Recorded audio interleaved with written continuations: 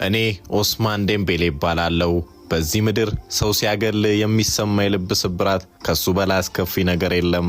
እኔ ይላል ኦስማን በባርሴሎና ቤት ያየሁትን ብቸኝነት ለማንም አልመኘውም።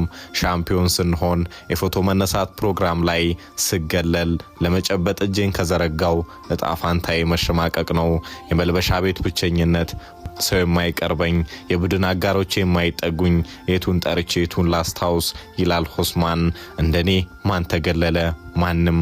አድማጮች የአውሮፓ ሻምፒየንስ ሊግ ሻምፒዮን ከሆኑ በኋላ እነዚህ ዴምቤሌን ሲያገሉት የሚታዩ ቪዲዮዎች እየወጡ ይገኛሉ። አሁን ላይ ዘፋኞች ሳይቀሩ ባላንዶር ለዴምቤሌ ያሉ ድምጽ እየሆኑት ይገኛሉ። እንዴት አንጀት የሚበላ ተጫዋች ነው! ብታምኑም ባታምኑም ሳልወድ በግዴ እነዚህን ቪዲዮዎችን ስመለከት እንባይን መቆጣጠር አልቻልኩም። በርግጥ ኦስማን ሲታይ ቆንጆ አይደለም፣ ግን ጸባይ ሰናይ ነው፣ ታታሪም ነው። እውነት የማንም ደጋፊውን የማን ባላንዶሩ ይገባዋል። እኔ ሰጥቻለሁ። እናንተስ ቪዲዮዎቹን ስትመለከቱ ምን ተሰማችሁ?